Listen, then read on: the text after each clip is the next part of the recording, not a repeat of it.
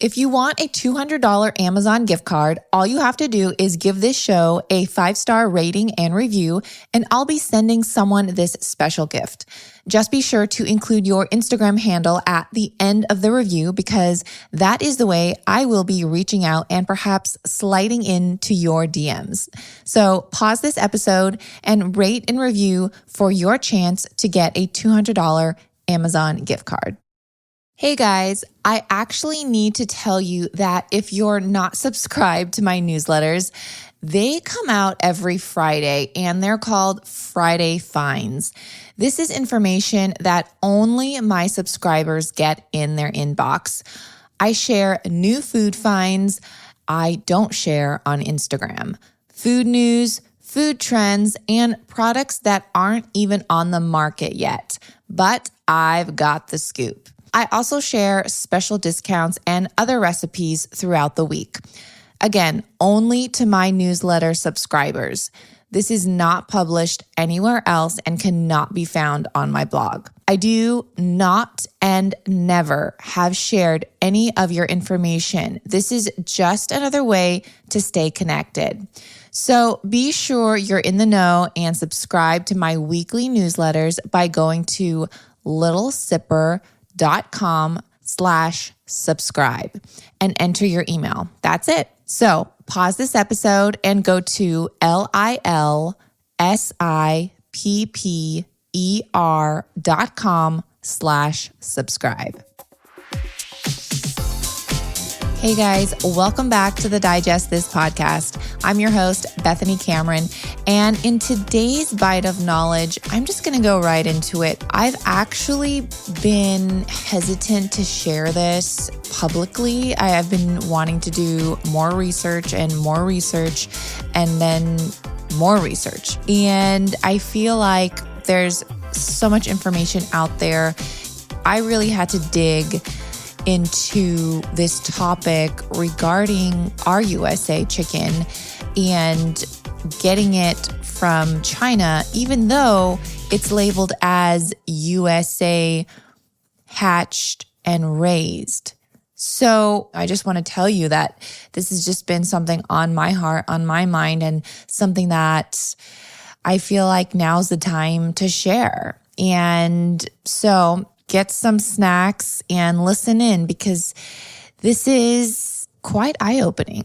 So China has been able to process chicken from the United States since 2013, when 4 chicken processors were approved to export cooked poultry products from birds raised in the US, Canada, and Chile. Politico and the New York Times reported about concerns over Chinese chicken exports reaching the American market, with the latter reporting that the country, quote, does not have the best track record for food safety, end quote. Under the rules, chicken processed in China would not require country of origin labeling, meaning consumers would not know if the chicken came from Chinese processing plants. This is according to the Times. So again, the processed products can be shipped back to the United States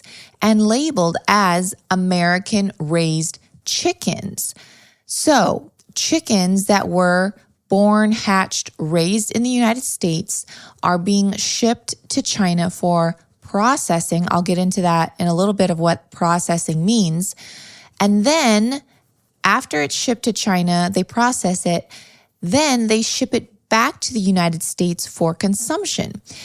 That meat does not need to be labeled as processed in China. It can simply still be labeled as American-raised chickens, because technically they were raised in the USA before being shipped to China.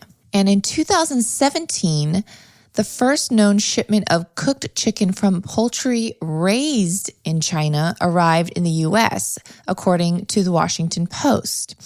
And a report by the USDA said China exported more than 50 metric tons of prepared or preserved chicken meat to the United States in 2021. Yes, after the pandemic hit. Because I know a lot of you may think, okay, well, maybe all this was old news before 2020, before the pandemic hit, and we stopped shipping things back and forth. Now, again, this is in 2021, 1 year after the pandemic hit, and they're still doing this today. And as of June 2nd, 4 processing plants were eligible to export cooked poultry products to the United States, with the most recent added to the USDA's list in May 2020. May 2020, that is the thick of the pandemic when everything was shut down and we were confined to our homes. Now, it doesn't make sense to raise chicken in the USA, then ship them to China for processing, then ship back to the USA for consumption. But here's why they do this: money. Now, in the US, the average wage for a poultry processor is about $11.39 an hour, whereas in China, it's less than $2 an hour. So Americans make, I did the calculations here, Americans make $23,697 per year processing poultry, and Chinese make $4,160 US a year. So meat companies save about $19,536 per worker. So almost 20 grand per worker meat companies save by having people in China process. Think about it, that amount times hundreds, if not thousands of line workers processing poultry equals to hundreds of thousands of dollars saved by sending USA-raised chicken to China for processing, then returning it here for Americans to consume. Now, I mentioned earlier, now what is processing? It can be anything from creating chicken nuggets, pre-made packaged chicken into different slices and different cuts. It could be chicken that's canned, anything where a chicken is needing to be processed and either incorporated into a chicken meal or simply, again, frozen chicken and different types of convenient chicken products. But processing is still not clear, and it's such a broad term where no one can really pinpoint what processing really is. Multiple studies point to a link between dehydration and a higher risk of anxiety and depression. And if you have low levels of electrolytes, it can cause anxiety or panic-like symptoms. Some of the most common causes of electrolyte imbalance are due to fluid loss. Adding electrolytes is a great way to replenish and rebalance your body, mind, and mood.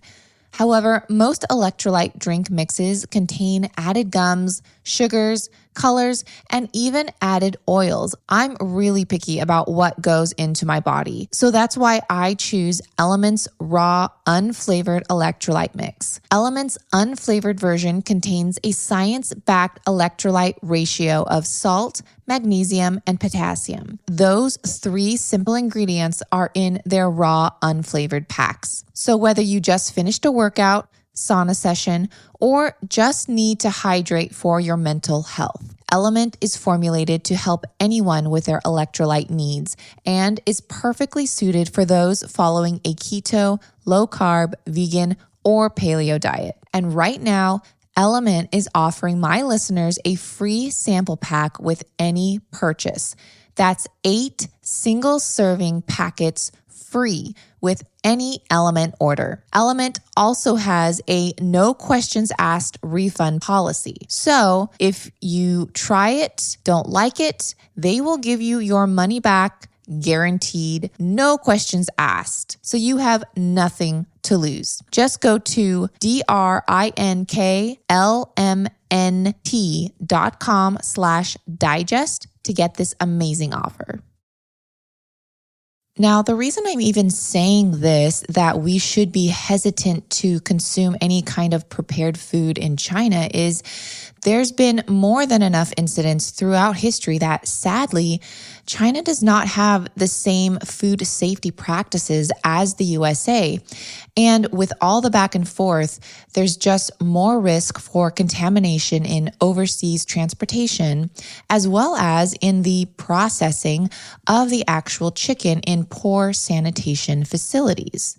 Now, there are several reports and concerns expressing why China's food safety issues are a concern. Reports from Food Safety News, Foreign Policy, NCBI, USDA, and Food Navigator have all expressed concerns. There are, again, countless other reports. This one by Foreign Policy states that some of China's leading food safety experts even acknowledged sustained food safety risks are still present in stages of production, processing, distribution, and consumption. The government's regulatory capacity in food safety remains weak. The Administration of Market and Quality Supervision has a total staff of only 37, including 14 in leadership positions, who have to regulate over 1,000 catering businesses in the county seat alone. And to quote the same report, even China's own food safety chief admitted that there were still complicated and severe problems in China's food safety system. There's even reports and documentation that recycled, rotting meat snacks have been sold to the public in China. These were out-of-date chicken drumsticks and wings that were, quote, cleaned with chemicals in an underground food mill, then sold to the unsuspecting public. This is just one of many examples of the food and safety practices held in China.